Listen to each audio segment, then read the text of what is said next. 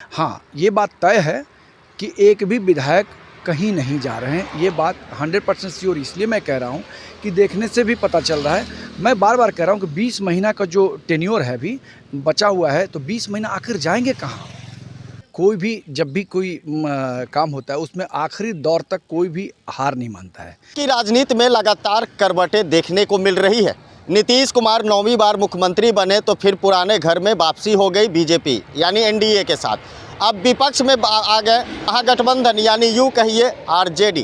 तेजस्वी के हाथ से सत्ता गया और फ्लोर टेस्ट 12 तारीख को सबसे अहम माना जा रहा है। सारे आरजेडी ने हाउस अरेस्ट कर लिया अपने एमएलए को। बीजेपी बोधगया में सारे विधायकों के साथ, जदयू की आज बड़ी बैठक बुलाई जा रही है, कल भोज थी। इसी फ्लोर टेस्ट को लेकर चर्चा करेंगे। हमारे साथ जुड़ेंगे सीनियर जर्नलिस्ट मुरली श्रीवास्तव सर। न्यूज़ पेपर में आपका स्वागत है। जी नमस्ते। सबसे पहले आज की और अभी की खबर, सुनील सिंह तेजस्वी हाउस जाते हैं और विक्ट्री दिखाते हुए जाते हैं। देखिए एक बात बता दूं, कोई भी जब भी कोई काम होता है उसमें आखिरी दौर तक कोई भी हार नहीं मानता है।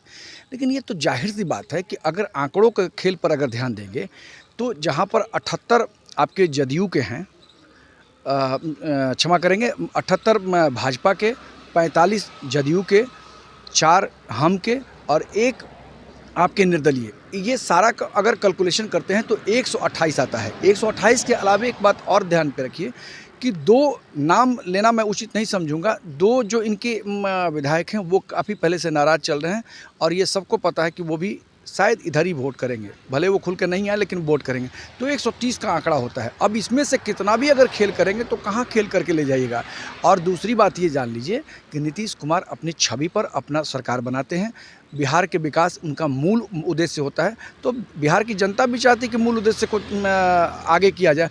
और जान लीजिए हर विधायक को फील्ड में जाना है तो उनको अपने छवि को बरकरार रखना है। इस छवि को बरकरार रखने के लिए सारे लोग 20 महीना रोड पर रहना नहीं चाहेंगे। यानी बीमा भारती, देखिए ऐसे तो खबर जो चलाएं, क्यों ऐसा भी तो हो सकता है कि किसी दिन बैठक हो हमारी अस्वस्थता हो गई हो। ऐसा तो नहीं कि सब कोई, हाँ ये बात तय है कि एक भी विधायक कहीं नहीं जा रहे हैं। ये बात 100% श्योर इसलिए मैं कह रहा हूँ कि देखने से भी पता चल रहा है। मैं बार-बार कह रहा हूँ कि 20 महीना का जो टेन्योर है अभी बचा हुआ है, तो 20 महीना आखिर जाएंगे कहाँ।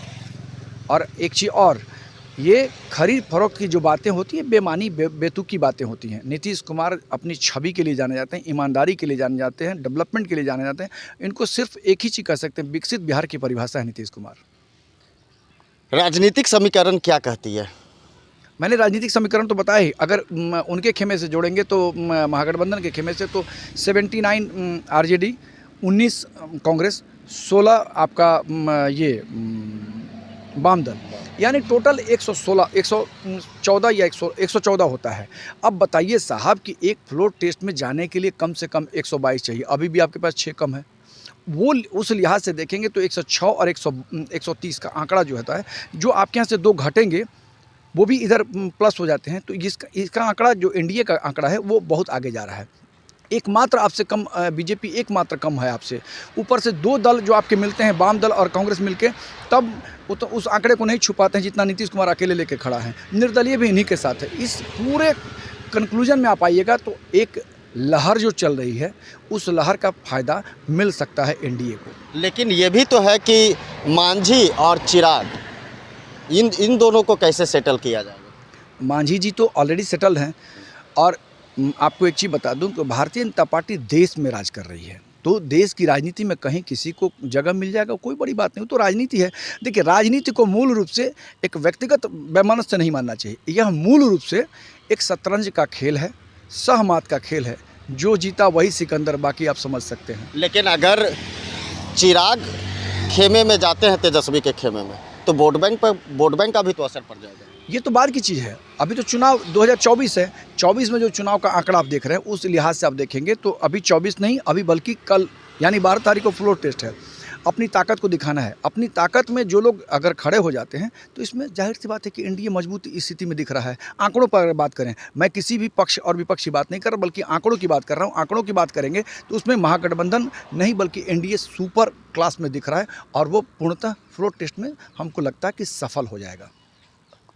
नीतीश का प्लान बी आज होने वाला है। जी सारे विधायक पहुंच रहे हैं, उस किस तरीके से जामा खान पहुंच गए हैं ठीक है और एक विधायक पहुंचे हैं कौशलेंद्र यादव, ठीक है। सभी विधायक पहुंच रहे हैं विजय चौधरी के आवास पर।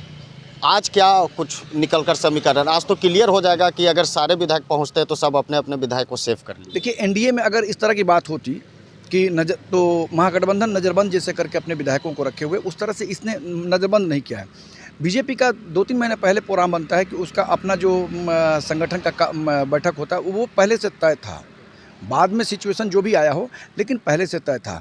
जदयू का जैसे है वो अक्सर इस तरह के कार्यक्रम करते हैं, भोज का होना उसका लाजमी होता है और बैठक का होना अक्सर होता है। उसी क्रम में आज किसी को इन्होंने बांध के नहीं रखा है, तो इससे साफ जाहिर होता है कि इनको अपने पर कॉन्फिडेंस है, अविश्वास है, और विश्वास सिर्फ विकास का है।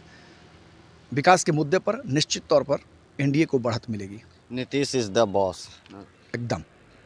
बिल्कुल। देखिए हमारे साथ सीनियर जर्नलिस्ट मुरली श्रीवास्तव जी थे, उन्होंने बिहार की समीकरण किस तरीके से राजनीति में तैयार होती है उन्होंने एनालिसिस करके आपको बताया और समझाया कि फ्लोर टेस्ट के दिन पता चलेगा किसकी सरकार, लेकिन Nitish Kumar is the boss. वो इधर रहें चाहे उधर रहें, सीएम का पद तो उन्हें उनके लिए कंफर्म है और राजनीतिक समीकरण के बीच सीएम नीतीश आगे निकल सकते हैं। एनडीए के साथ बहुमत हासिल करके सरकार उसी तरह चलेगी।